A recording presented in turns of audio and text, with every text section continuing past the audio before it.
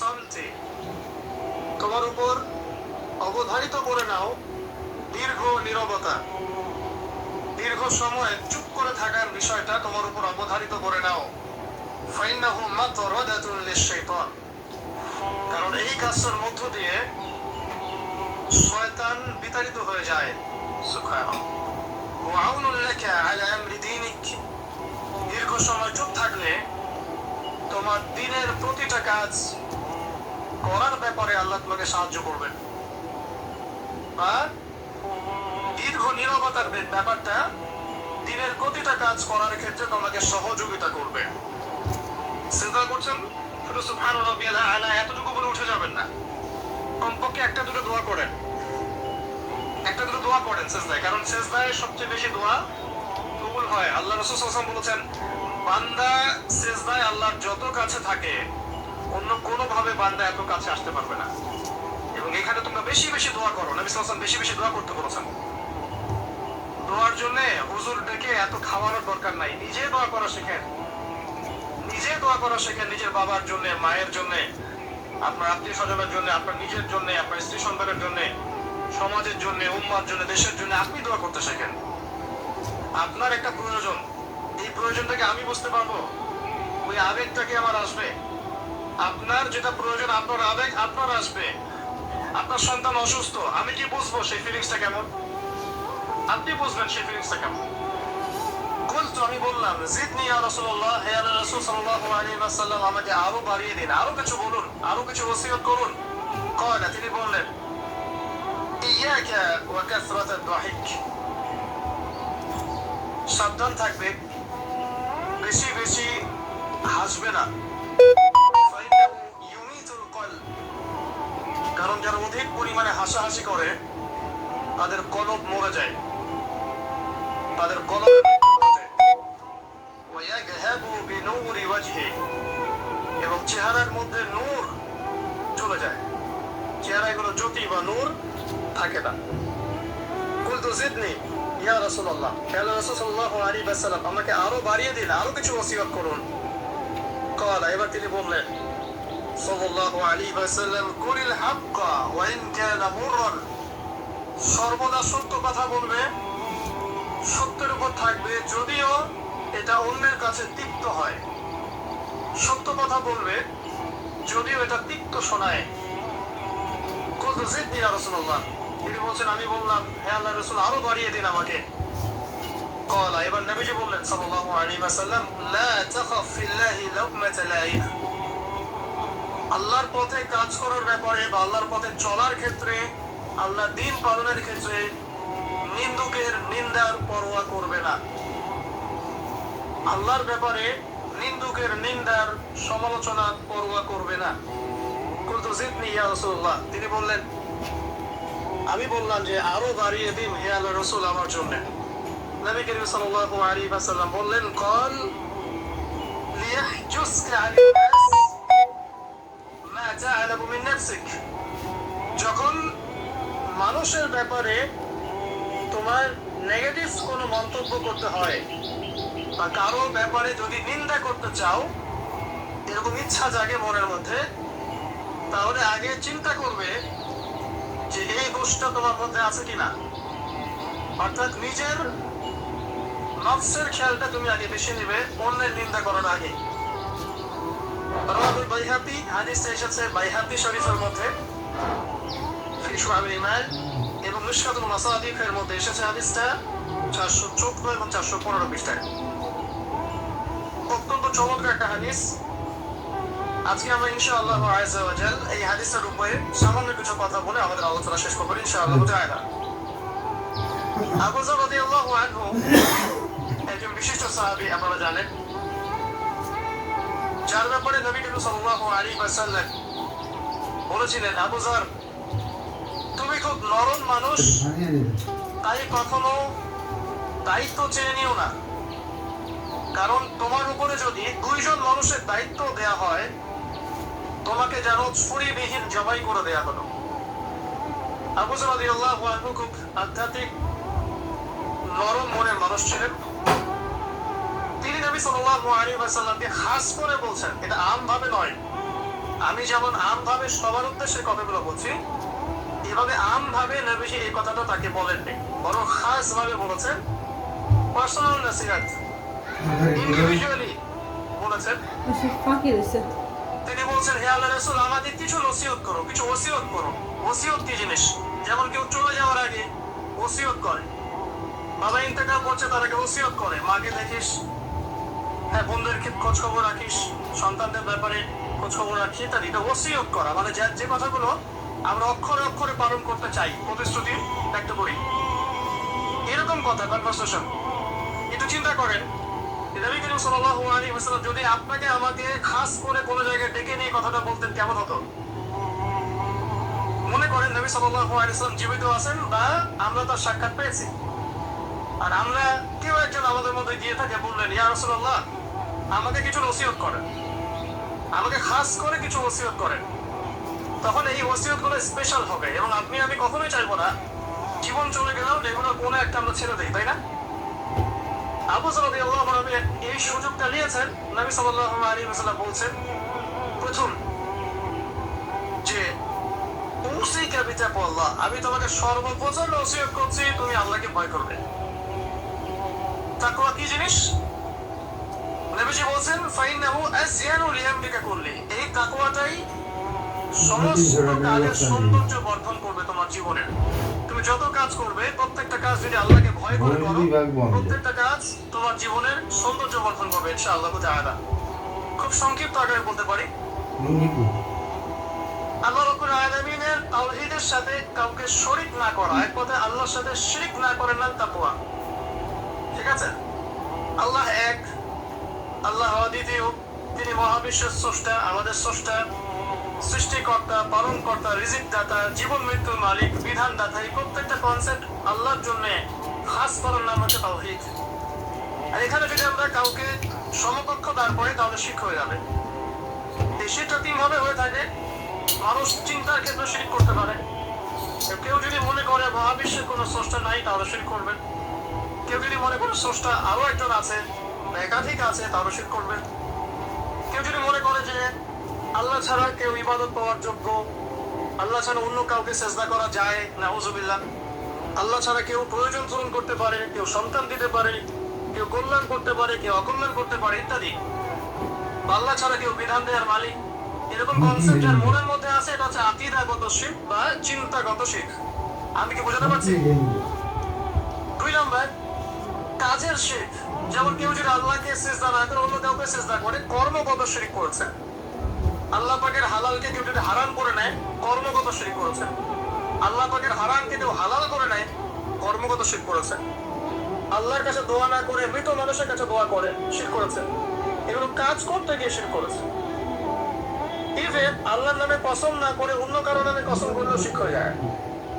অনেক সময় আমরা হাতের মধ্যে রশি পরি, পাথর পরি, অনেক কিছুই পরি, আমাদের বিশ্বাস হয় এগুলো আমাদের উপকার করতে পারবে, অপকার করতে পারবে, তাহলে শিরক হয়ে যাবে। সন্তান আল্লাহ দেন, যদি আমরা মনে করি যে মাজারে গিয়ে দোয়া করলেই সন্তান পাওয়া যাবে, শিরক হয়ে যাবে। আর শিরক কেমন একটা পাপ, যে পাপটা আল্লাহ পাক তওবা ছাড়া মাফ করেন না। মৃত্যুর আগে যদি তওবা করে মানুষ, ইনশাআল্লাহ আল্লাহ পাক মাফ করে দিবেন। যদি তওবা না করে মারা যায়, সম্ভাবনা বেশি এই ব্যক্তি জাহান্নামে যাবে, নাউযুবিল্লাহ। কারণ প্রত্যেক 1999 জন মানুষ জাহান্নামে যাবেন যাদের আমলনামায় শিরকের পাপ থাকবে। আল্লাহ পাক সূরা নিসার মধ্যে বলেছেন, ইন্নাল্লাহা লা ইয়াগফিরু আন ইউশরাকা বিহি ওয়া ইয়াগফিরু মা দুনা যালিকা লিমান ইয়াশা।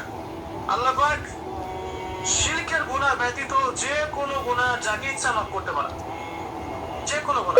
আপনি জিনা করেছেন, সিজদা করেন, ফিরে আসেন, আল্লাহ মাফ করে দিবেন ইনশাআল্লাহ।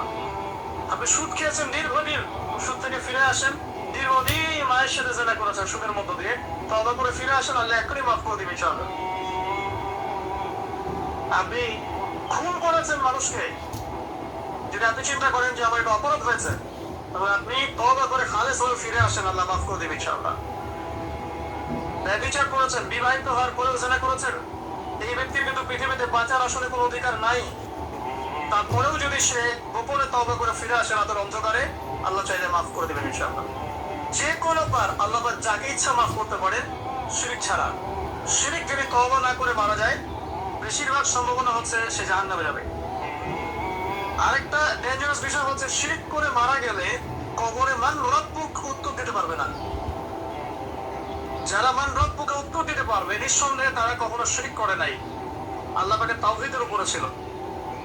আবার শিরিকের অনেক কিছু বুঝেছে কি, আধুনিক একটা শিরিক বুঝি না, আধুনিক শিরিক। এটা যেমন আল্লাহ পাক যা নাজিল করেছেন, এখানে যে বিধানগুলো আছে, এগুলোকে যদি কেউ ডিনাই করে বা এগুলোকে পাশ ফিরিয়ে অন্য কোনো বিধানকে বেটার মনে করে, আল্লাহর বিধানের চাইতে বেটার মনে করে বা সমকক্ষ মনে করে, এটাও শিরক। এটাও শিরক। আল্লাহ আবার কিছু হালাল করেছেন, আমরা যদি মনে করি এটা হারাম, তাহলে শিরক। এটাও শিরক। সূরা তাওবার 31 নম্বর আয়াতটা পড়ে দেখবেন ইনশাআল্লাহ তাআলা। যাই হোক, তাকওয়ার প্রথম স্টেজ হচ্ছে আমাদেরকে শিরক করা যাবে না, তাওহীদে থাকতে হবে ইনশাআল্লাহ তাআলা। 2 নম্বর, আল্লাহ পাকের যত আদেশ আছে এগুলোকে মেনে চলার নাম তাকওয়া। ফর এক্সাম্পল সালাত, সাওম, সাদাকা, হজ, উমরা, যাকাত, সত্য কথা বলা, পিতা-মাতার খেদমত ইত্যাদি যতগুলো আদেশ কোরআন এবং সুন্নাহর মধ্যে আছে, এগুলোকে মেনে চলা তাকওয়ার পরিচয়। 3 নম্বর, আল্লাহ পাকের যত নিষেধ আছে এই সমস্ত নিষেধগুলোকে বর্জন করার নামও তাকওয়া। শুধু আদেশ মানলাম, নিষেধ বর্জন করলাম না, এটা আসলে প্রকৃত তাকওয়ার পরিচয় নয়। আজকে আমরা মাশাআল্লাহ সবাই সালাত পড়েছি, কালকে সকালে যদি আমরা সুদি লেনদেন করি, আমার মধ্যে তাকওয়া আসলে নাই। আমি ধর্মীয় জীবনে পাক্কা মুসল্লি হলেও অর্থনৈতিক জীবনে পাক্কা সূক্ষ্ম থেকে গেছি। এই অবস্থা যদি তওবা না করে মারা যায়, মায়ের সাথে জেনার অপরাধ নিয়ে কিয়ামতের মাঠে উঠবে ইনশাআল্লাহ। এটা আমার কথা না, নবী সাল্লাল্লাহু আলাইহি ওয়াসাল্লাম বলেছেন, সহিহ বুখারীর হাদিস। যে কোনো আলেমকে জিজ্ঞাসা করবেন, যে কোনো মাদ্রাসায় যাবেন, যে কোনো প্রকাশনী বুখারী শরীফ কিনেন না কেন, হাদিসটা পাবেন।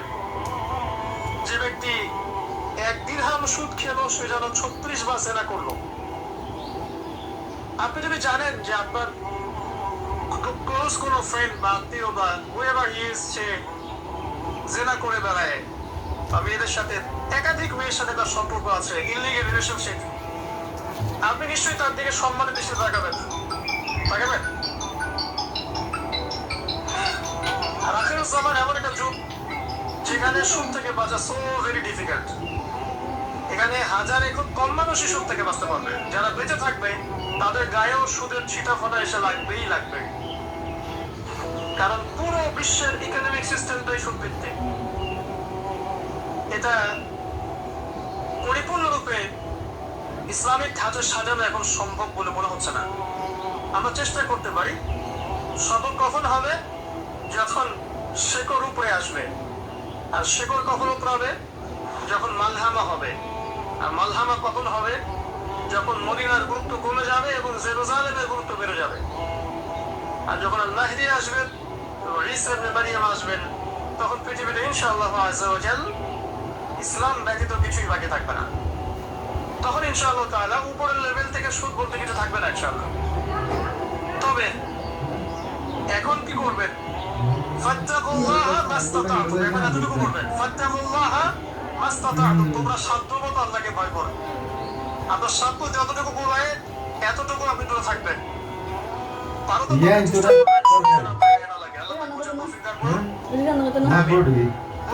আল্লাহ পাকের নিষেধগুলোকে বর্জন করার নাম তাকওয়া।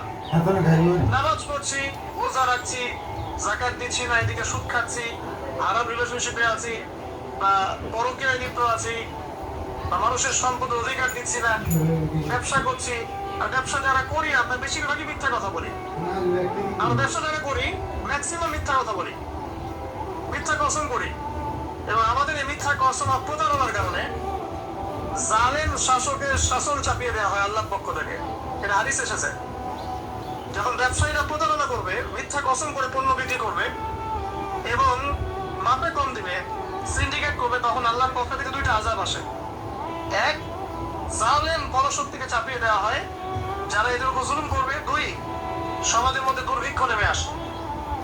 এগুলো নবী সাল্লাল্লাহু আলাইহি ওয়াসাল্লামের কথা, বদলানোর কোনো সুযোগই নেই।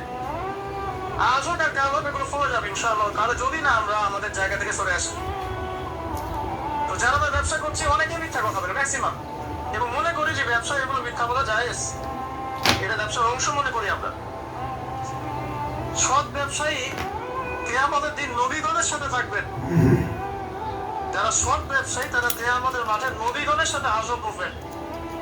ছাঁচে খুঁজে পাবেন না এবং খুব কম সৎ ব্যবসায়ী পাবেন। যাই হোক, যেটা বলছিলাম ভাই, প্রিয় ভাইয়েরা, যে শুধু আদেশ মানার নাম তাকওয়া নয়, নিষেধটা বর্জন করতে হবে। আমরা নামাজ রোজা হজ জায়গায় সবই করছি মাশাআল্লাহ, ব্যবসায়িক জীবনে ভাবে বম দিচ্ছি, ইকোনমিক লাইফে সুদ খাচ্ছি, আর পলিটিক্যাল লাইফ নিয়ে আমি কোনো কথা বলে যাচ্ছি না। সেখানে কতটুকু আল্লাহ আর কতটুকু রাসূল আছেন আল্লাহ ভালো জানেন, আল্লাহ বিচার করবেন। আমি মৌলিক কথা বলে বলছি। দেখেন ফ্যামিলিগত ব্যাপারে আমরা দেখবেন বাহ্যিকভাবে ইসলামের লেবাস পোশাক আছে ঠিকই, আর ভিতরে অরিজিনাল ইসলাম নাই। পরিবারে ম্যাক্সিমাম পরিবারে থেকে পর্দা নাই।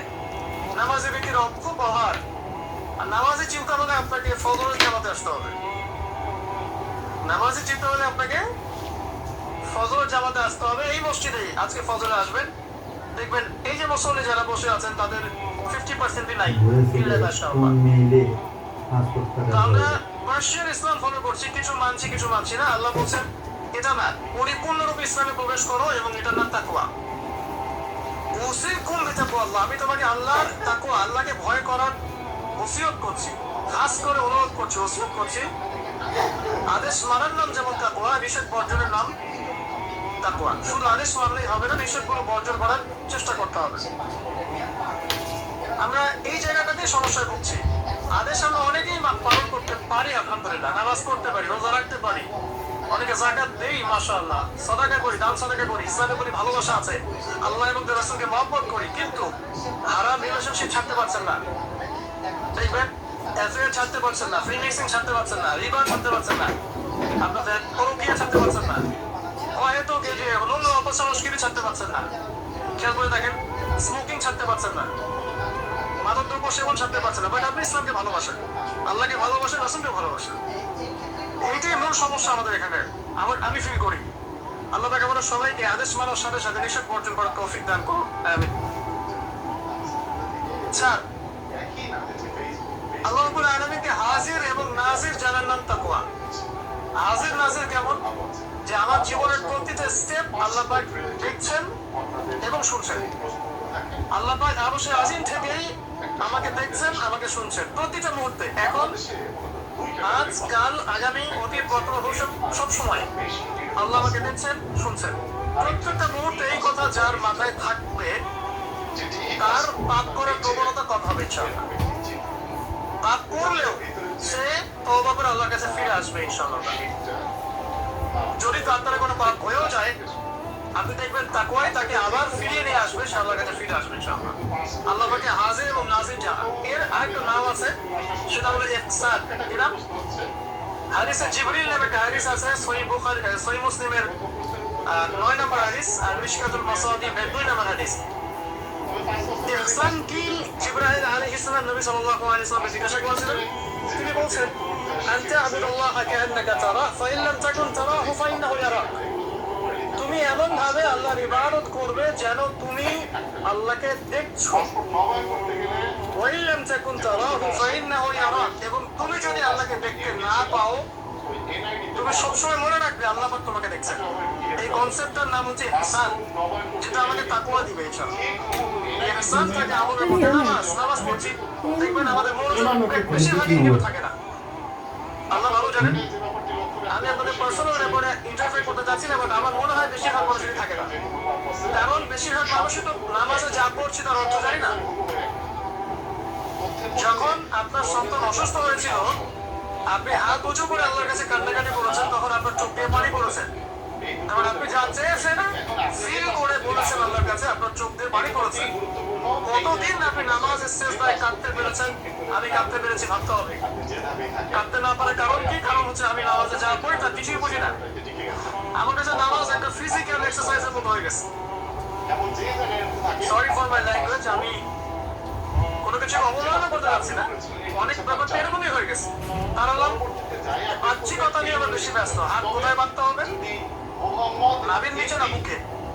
তারপরে রফল এদান করতে হবে কিনা, পাইপা লাগাবো কি লাগাবো না, আমি জোরে আসছে, বাহ্যিক বিষয় নিয়ে বেশি ব্যস্ত।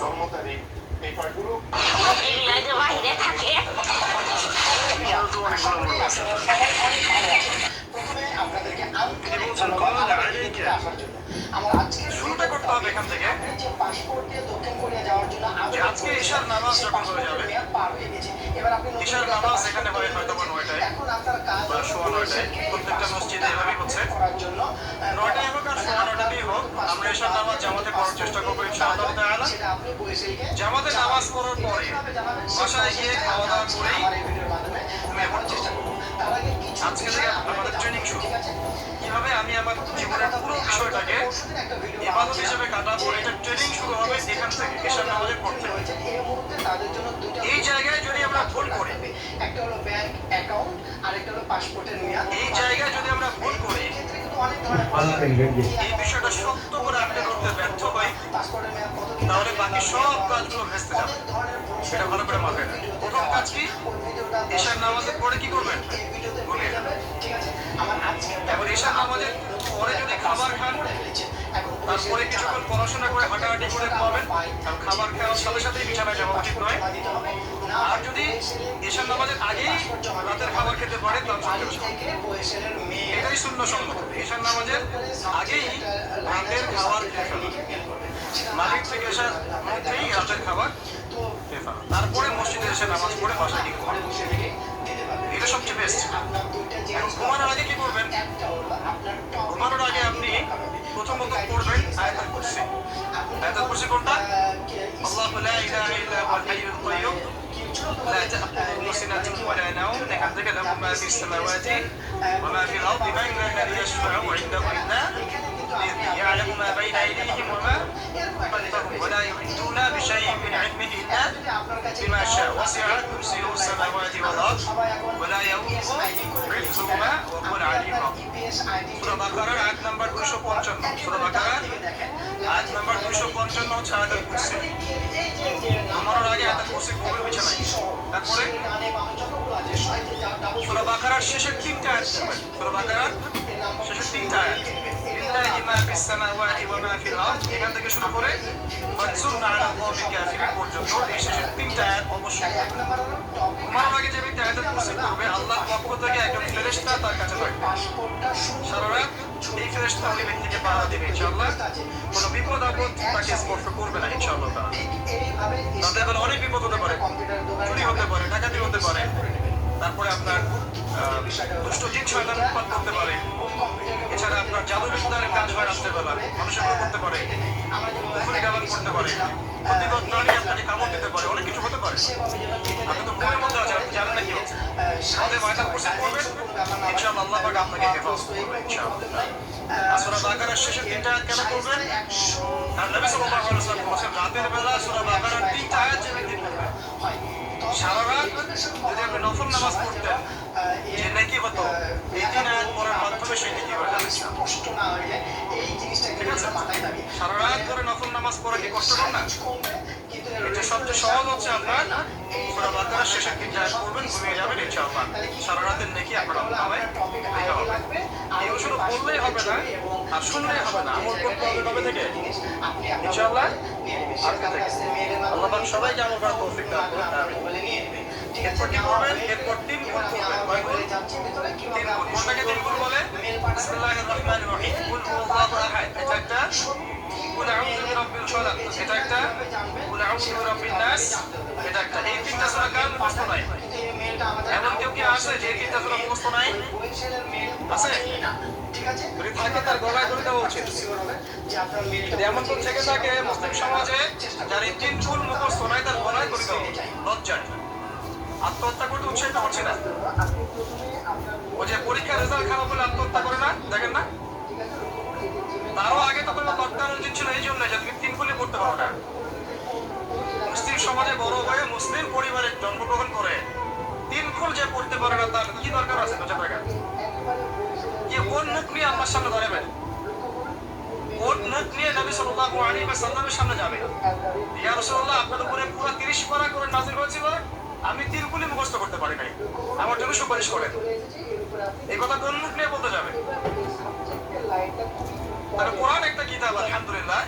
একটা হিরোইন খুলে দেখবেন সূরা ফাতিহা পড়তে পারে, তাই না? হ্যাঁ? একজন হিরোইন খোরকেও দেখবেন সূরা ফাতিহা বলতে পারে, কোরআনের মুজিজা। সবার মনের মধ্যে আল্লাহ তাআলা কোরআন ঢুকিয়ে দিবেন।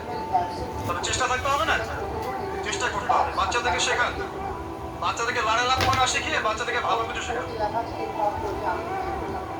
নাহলে এইসব সন্তানরা, এইসব যুবক যুবতীরা বড় হয়ে যে ফিল্ম স্টারদের পিছনে দৌড়াবে, পর্ন স্টারদের পিছনে দৌড়াবে। বিদেশ থেকে কোনো মেয়ে যদি বাংলাদেশে আসে নাচতে, এদেরকে দেখতে টিকিট কাটতে যাবে 12,000 15,000 টাকা দিয়ে। সুসন্তান মানুষ করতে যাবে না। কুলাঙ্গার প্রজন্ম জন্ম দিয়ে কি দরকার? এর চেয়ে বাচ্চা নেওয়ারই দরকার নাই। যদি বাচ্চা কাছে এভাবেই মানুষ করবেন তাহলে নেওয়ারই দরকার নাই ভাই। বন্ধা থাকেন, বিয়ে করার দরকার নাই আপনার। বাচ্চা তো মানুষ করতে পারছেন না। আল্লাহ পাক আমাদেরকে বোঝার তৌফিক দান। 3 গুণ পড়ে ঘুমাবেন। 3 গুণের মধ্যে একটা সূরা ইখলাস, একটা সূরা ফালাক, একটা সূরা নাস।